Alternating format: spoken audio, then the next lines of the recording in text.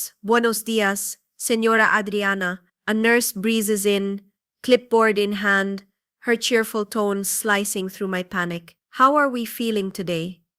We? There is no we.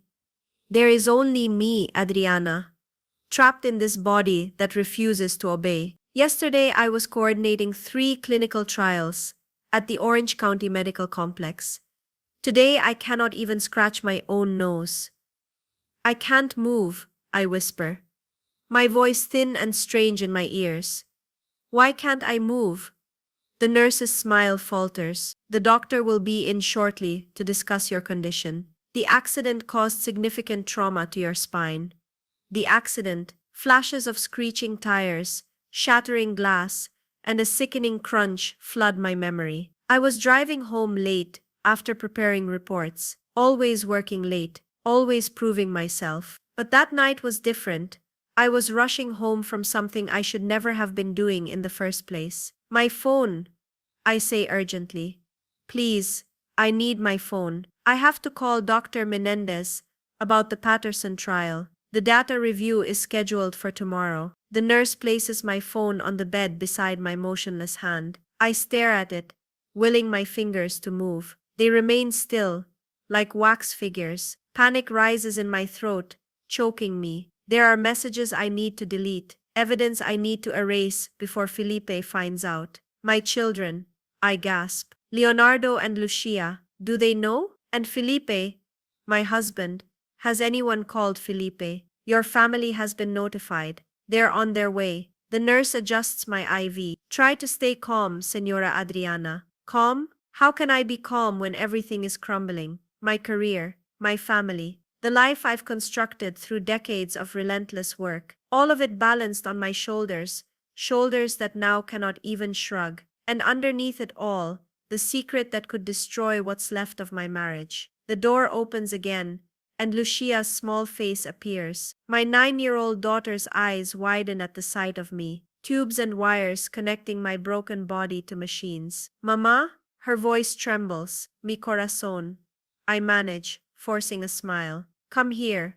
It's okay, but it's not okay. Nothing is okay. As Lucia approaches cautiously, I see Leonardo behind her, my 14-year-old son's face frozen in shock, and behind them Felipe, my husband of 20 years, looking like he's aged a decade overnight. The doctor says it's temporary, Felipe says, but his voice lacks conviction. You'll recover, Adriana. Of course I will, I say with false brightness. This is just a minor setback. Minor. The word hangs in the air like a bad joke. I've spent my entire life running things. Clinical research coordination requires precision, organization, perfection. I've maintained that excellence in every aspect of my life, regardless of cost. Later, when the children step out, Felipe sits beside my bed. His eyes are red-rimmed, but there's something else there, something that makes my stomach clench with dread. Doctor, Martinez called, he says quietly, referring to my colleague at the medical complex. The man whose text messages I was reading when I ran that red light. The man whose dinner invitation I was rushing to decline in person, because I couldn't risk anyone seeing us together again. Heat rushes to my face. What did he say? He was worried. Said you were supposed to meet him last night about the research protocols. Felipe's voice is carefully controlled. He mentioned you'd been working closely together on several projects. The way he says closely makes my blood freeze. How much does he know? How much does he suspect? We've been collaborating on the Alzheimer's study, I say carefully. You know how demanding that project has been. Felipe nods, but his eyes search my face. 20 years of marriage have taught him to read my expressions. The credit card companies called yesterday too, he says, changing the subject but not the tension. They're declining further charges. Heat rushes to my face. The shopping sprees, the expensive dinners at hotels, where Dr. Martinez and I met to discuss research, the lingerie I bought for occasions Felipe never knew about, all the things I purchased to maintain the illusion that I had everything under control, including desires I told myself weren't really happening. I'll handle it, I say automatically, then realize the absurdity. I can't even handle my own body. Adriana, we're maxed out on every card. The house payment is late again. Felipe runs his hands through his hair. This can't continue. When I get back to work. If you get back to work, he interrupts, then immediately softens. I'm sorry. That was cruel. The hospital room radio plays softly in the background, some program the previous patient must have selected. Suddenly, the notes of an old hymn fill the room. Great is thy faithfulness. My abuela used to sing it while cooking Sunday dinner. The familiar melody sends an unexpected wave of emotion through me, mixing guilt with childhood memories of faith I'd long abandoned. Turn that off.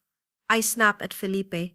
I don't need reminders of faith now. God clearly has better things to do than concern himself with Adriana Vasquez and her web of lies. 6 months earlier, I had been living what I thought was the perfect life. Dr. Adriana Vasquez, Senior Clinical Research Coordinator at Orange County's most prestigious medical complex, the first Latina to reach executive level in our department, the woman who had everything figured out. The morning that would change everything started like all the others. I stood in front of my walk-in closet, selecting the perfect outfit, a designer blazer that conveyed authority, heels that added the right amount of height, jewelry that whispered success rather than shouting it. Every detail calculated to project competence and control. Mama, have you seen my soccer cleats? Leonardo called from downstairs, his voice cracking in that way that reminded me my baby was becoming a man. Check the garage, I called back, applying my lipstick with the precision I brought to everything else. Red,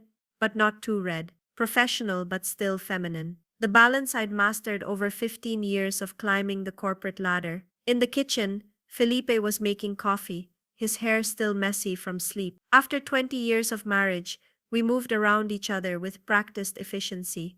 He handled breakfast. I managed schedules and logistics. A well-oiled machine, though lately I'd wondered if that's all we were. Don't forget Lucia's parent-teacher conference is Thursday, I said, checking my phone while gathering my files. Mrs. Patterson wants to discuss her math scores. I marked it on the calendar, Felipe replied, not looking up from the newspaper. Will you actually make it this time? The question stung because it was fair. I'd missed the last two conferences, caught up in the Rodriguez trial data that had consumed my life for months. Of course I'll be there. This project is winding down. But even as I said it, I knew it wasn't true. The Rodriguez trial was just one of 5 studies I was coordinating. My calendar was booked solid for the next 3 months, and now there was something else consuming my attention.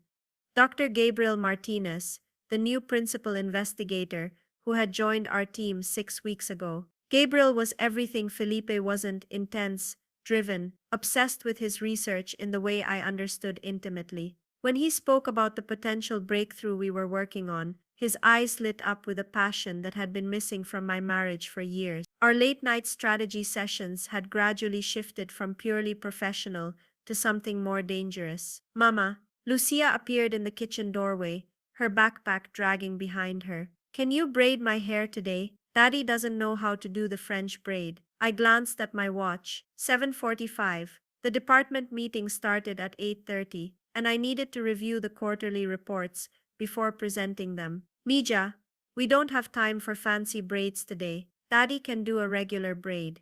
Lucia's face fell. But you promised. You said when the Rodriguez project was finished, you'd have more time for me. The guilt was immediate and sharp. How many promises had I made to my children that got pushed aside for the next deadline, the next project, the next opportunity to prove myself? This weekend, I promise. We'll do hair and nails, okay? She nodded, but I could see the disappointment in her eyes as Felipe took over, gently brushing her long dark hair into a simple ponytail. At the medical complex, I threw myself into work with the intensity that had made me indispensable. The Rodriguez trial results were promising, potentially revolutionary treatment for early onset Alzheimer's. If we could fast-track the phase 3 trials, we'd be looking at FDA approval within 2 years. It was the kind of breakthrough that would cement my reputation in the industry. The preliminary data looks incredible, Gabriel said, appearing in my office doorway with 2 cups of coffee. He'd learned that I preferred Colombian dark roast, no sugar, a detail that felt more intimate than it should have. The response rates exceeded our most optimistic projections. I agreed, accepting the coffee. Our fingers brushed as he handed me the cup, a touch that lasted a fraction of a second too long. We should celebrate, he said, settling into the chair across from my desk. Have you been to Pelican Hill? Their restaurant overlooks the ocean. I knew I should say no. Should suggest we grab lunch in the hospital cafeteria, like colleagues do. Should maintain the professional boundaries I'd carefully constructed over 15 years in this male-dominated field. Instead, I heard myself saying, "That sounds lovely." That dinner at Pelican Hill was the beginning of the end, though I didn't recognize it at the time. Gabriel was charming, intelligent, passionate about his work in ways that reminded me of my younger self. We talked about research, about careers, about the sacrifices we'd made for success. The conversation flowed like wine, and by the time I realized how late it had gotten, Felipe had already called twice. "I should go," I said, reaching for my purse. "My family." "Of course," Gabriel said, but his hand covered mine on the table. "Adriana, I hope this won't be the last time we can really talk. It's rare to find someone who understands the demands of this work." I knew what he meant. Felipe tried to be supportive, but he worked in accounting. He didn't understand the pressure of coordinating multiple clinical trials, of being responsible for research that could change lives, of being the only Latina executive in a department that had never taken women seriously. "I'd like that," I said quietly. The drive home was a blur of guilt and exhilaration. I'd done nothing wrong, just dinner with a colleague. But the way Gabriel looked at me, the way he listened when I spoke about my research, the way he made me feel brilliant and beautiful and valued, it had awakened something I thought was dead. At home, Felipe was asleep on the couch, the remote fallen from his hand. I covered him with a blanket, studying his face in the dim light. When had the lines around his eyes deepened? When had his hair started showing gray at the temples? We'd been together since college, had built a life and a family, but somewhere along the way we'd stopped really seeing each other. In our bedroom, I changed into my nightgown and looked at myself in the full-length mirror. 38 years old, successful, respected in my field. From the outside, I had everything a woman could want. So why did I feel so empty? My phone buzzed with a text from Gabriel.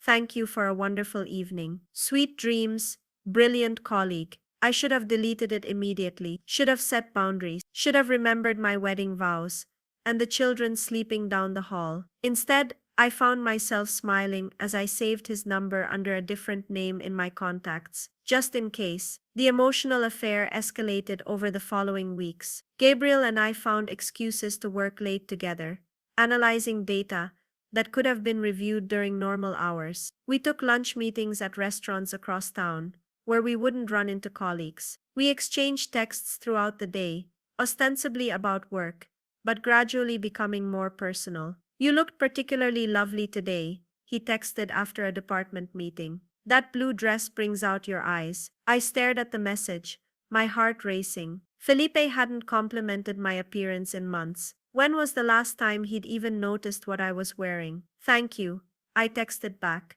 "You're very kind." "Not kind, honest. Your husband is a lucky man." The mention of Felipe should have ended the conversation, should have reminded me of the wedding ring on my finger and the family photo on my desk. Instead, it made me feel rebellious and alive in ways I'd forgotten were possible. Sometimes I wonder if he sees me as anything more than the mother of his children and the woman who manages the household logistics. I found myself typing. It was a betrayal of my marriage to share such intimate thoughts with another man, but Gabriel's response made the guilt evaporate. "Any man who doesn't see your brilliance, your beauty, your incredible strength, he's blind." Felipe was many things: kind, dependable, a good father, but he'd never made me feel like the fascinating, desirable woman Gabriel's attention suggested I was. When had our conversations devolved into discussions of soccer schedules and mortgage payments? When had we stopped dreaming together, laughing together, really connecting? "I wish my spouse understood my work the way you do," Gabriel texted a few days later. He was married too, though he rarely mentioned his wife, except to complain about her lack of interest in his research. "Felipe tries," I replied, But it's not the same as talking to someone who shares your passion. Exactly. You get it. You get me. Those 4 words, you get me, hit like a drug. When was the last time anyone had made me feel truly understood? At home, I was the manager, the organizer, the one who kept everything running smoothly. At work, I was the competent coordinator, the reliable leader, the woman who had everything under control. But with Gabriel, I was simply Adriana, brilliant, beautiful, worth pursuing. The physical line was crossed 3 months into our emotional affair. We were working late on the Patterson trial data when Gabriel moved closer to review something on my computer screen. His cologne mixed with the familiar scent of the coffee he'd brought me, and when he turned to ask a question, his face was inches from mine. Adriana, he said softly, and then his lips were on mine. I should have pulled away, should have remembered my family, my marriage, my values. Instead, I kissed him back with the hunger of a woman who had been starving for years without realizing it. We can't, I whispered, when we finally broke apart. I know, he said, but his hand was tracing my cheek. But God,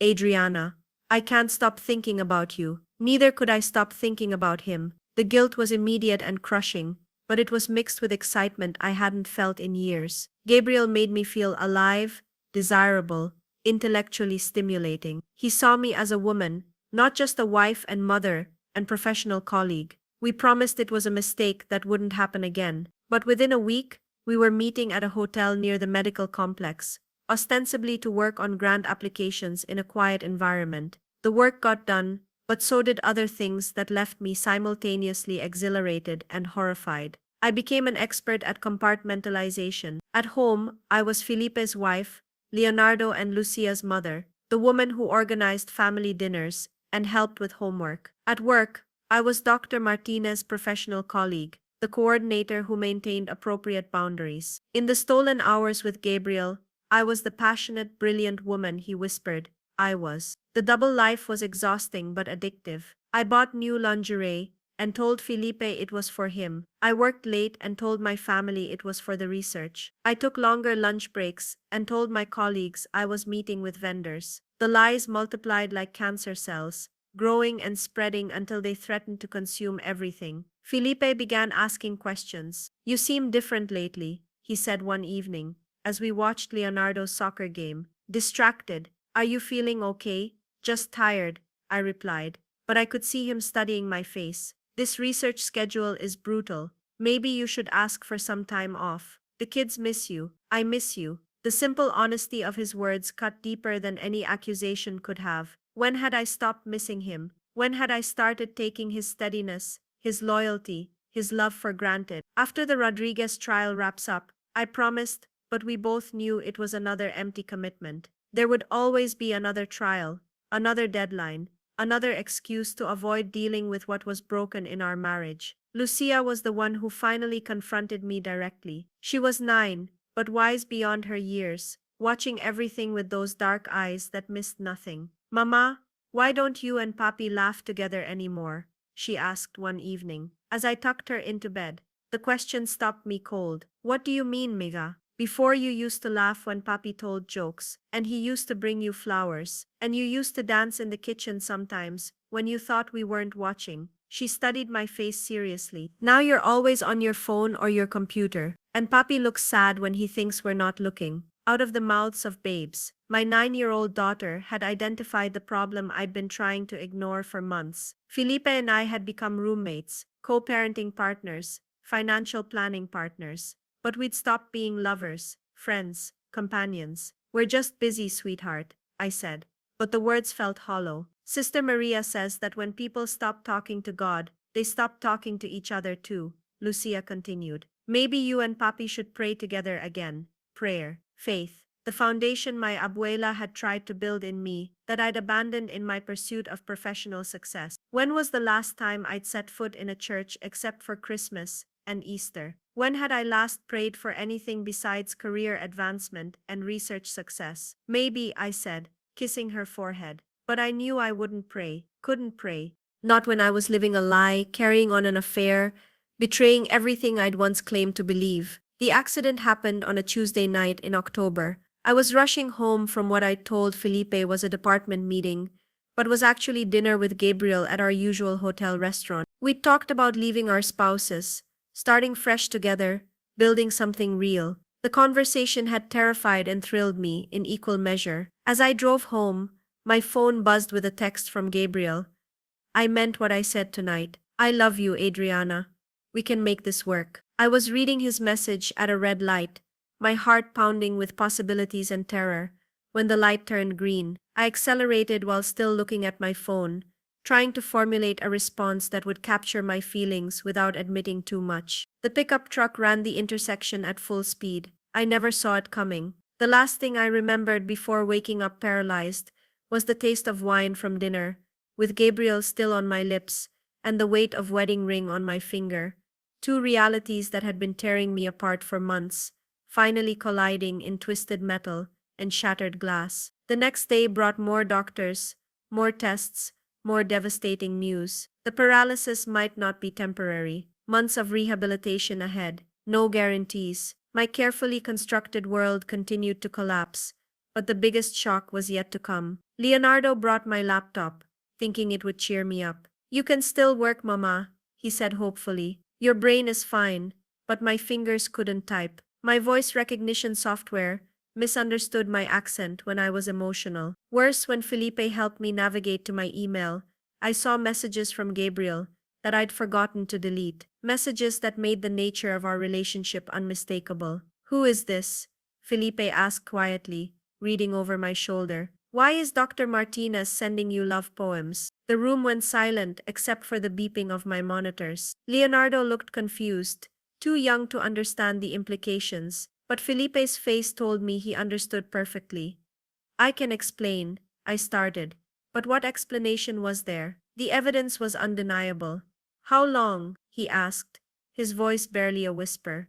"It wasn't serious. We never—" But that was a lie too. We had crossed every line except the final one, and we'd been planning to cross that too. Felipe stood up slowly, his face a mask of pain and betrayal. "I need some air." After he left, I lay alone with the wreckage of my life, spread out before me. My body was broken. My career was in jeopardy. My marriage was destroyed. My children would grow up knowing their mother was an adulteress. And underneath it all, the crushing realization that I had traded everything real for something that was ultimately empty. That night, alone in my hospital bed, I tried to pray for the first time in years. "God, if you're there, I need help. I've made such a mess of everything. I don't know how to fix this." But the words felt hollow, bouncing off the ceiling like rubber balls. How could God hear the prayers of someone who had abandoned him so completely? How could I ask for forgiveness when I had hurt so many people? A week later, Felipe returned with a manila envelope. His face was composed,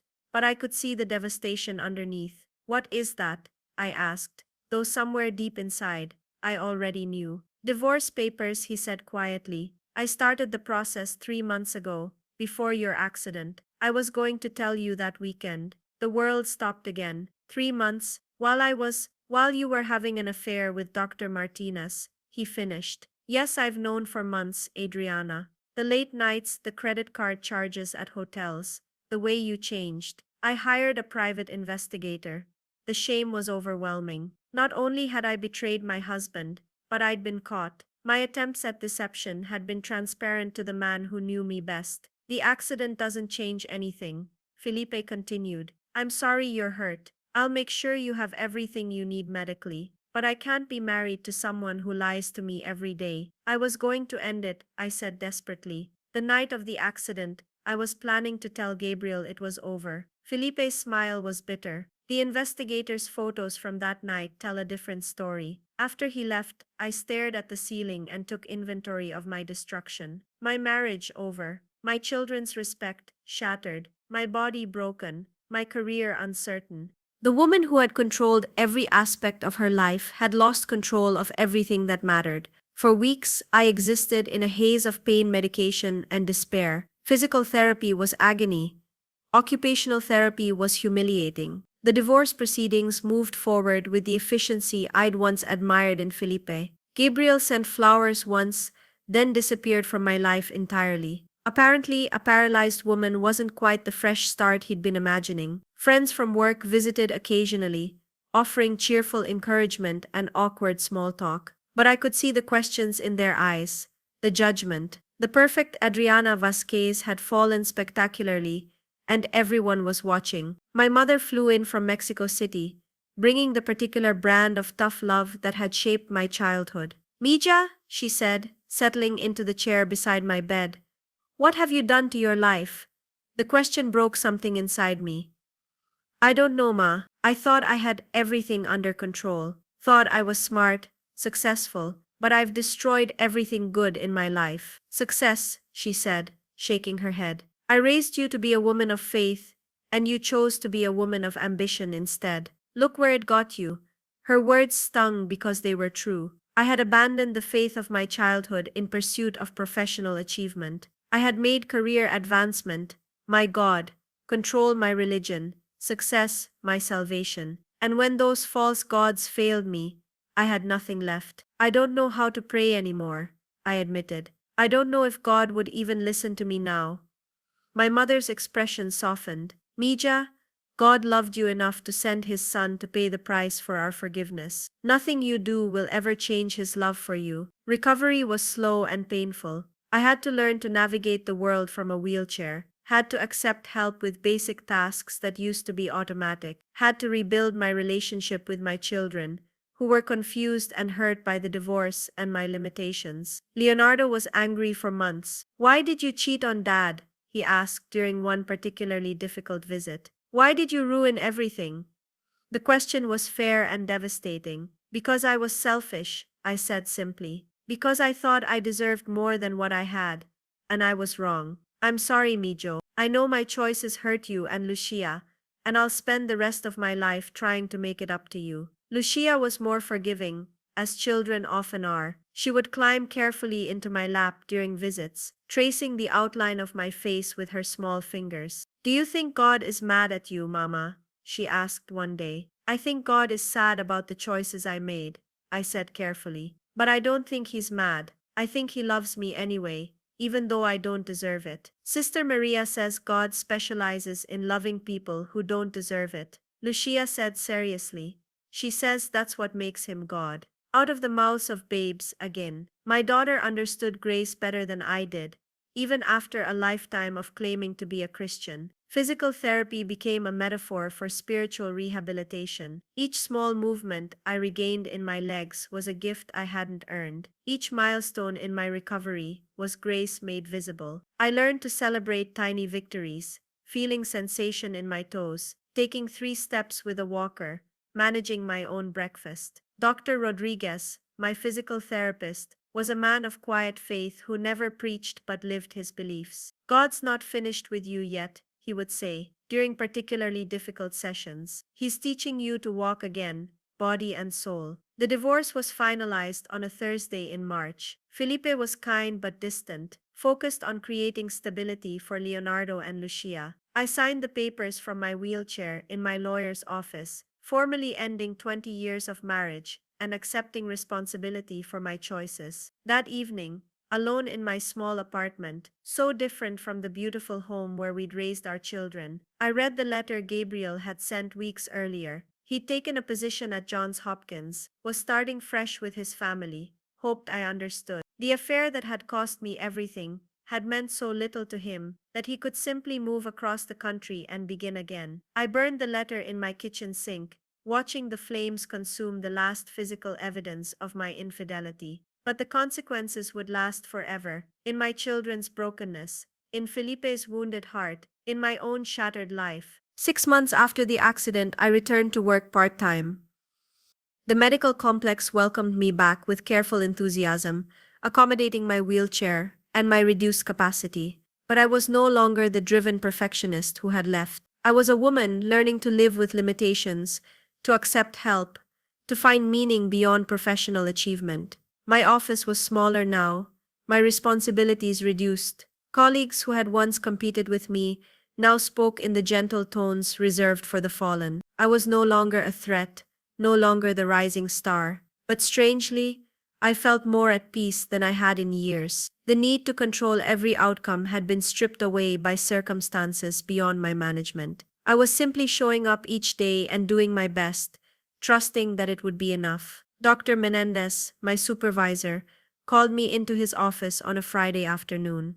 Adriana, I want you to know how proud I am of your recovery, he said. Your work these past months has been excellent, different from before, but excellent in a new way. Thank you, I said, genuinely surprised. I feel like I'm operating at about 60% of my former capacity. Maybe, he said thoughtfully, but your former capacity came at a cost none of us should have to pay. You're more present now, more collaborative. The junior researchers love working with you because you actually listen to them instead of just managing them. Sunday morning, I sat in a church pew for the first time in years, a small community church near my apartment where nobody knew my story. The pastor was young, enthusiastic, focused on grace rather than judgment. God doesn't love you because you're good, he said during his sermon. He loves you so that you can become good. His love isn't the reward for your performance.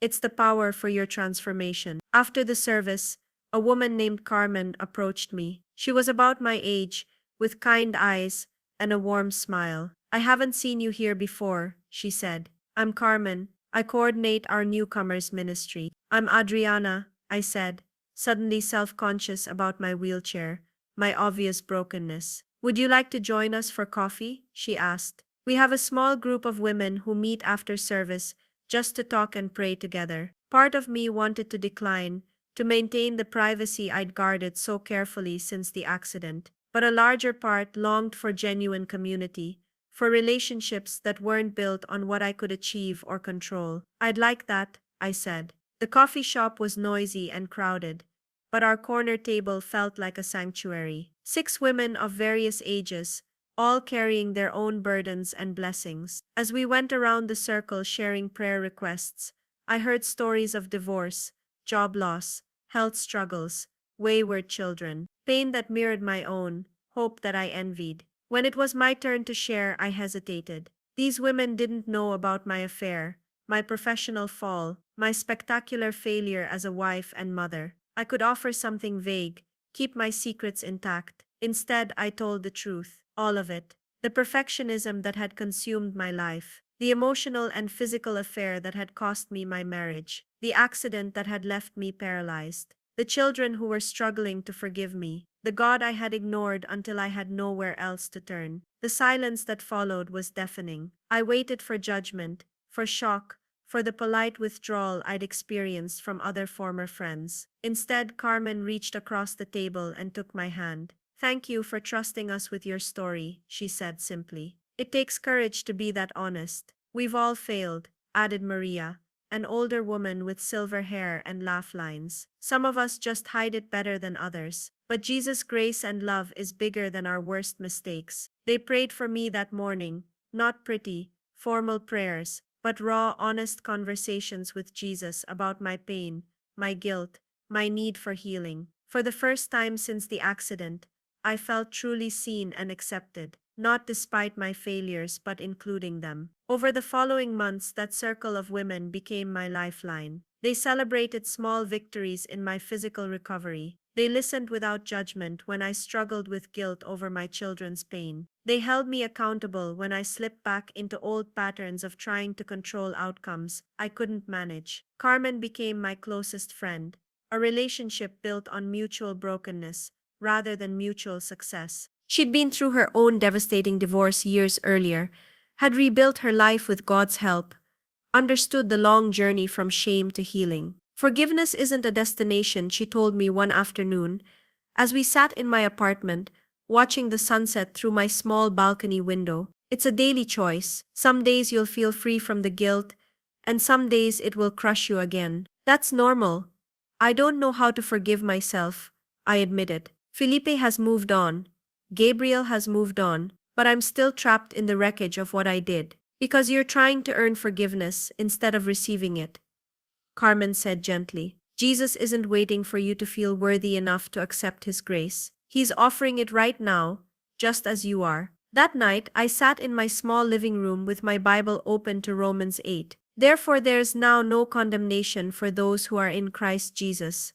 I read aloud. No condemnation. Not because I deserved mercy, but because Jesus had already paid the price for my failures. For the first time since the accident, I prayed not for healing or restoration or changed circumstances, but for the grace to accept grace. Jesus, I whispered, I don't understand how you can love someone who's failed as completely as I have, but I choose to believe you do. Help me learn to live in your forgiveness instead of my guilt. 1 year after the accident, I attended Leonardo's high school graduation. Felipe and I sat on opposite sides of the auditorium, our shared history now measured in polite exchanges about our children's needs, rather than intimate knowledge of each other's dreams. But when Leonardo walked across the stage to receive his diploma, he looked directly at me and smiled. Not the angry, disappointed expression I'd grown accustomed to, but genuine warmth. After the ceremony, he approached me with his girlfriend, a sweet girl named Sophia,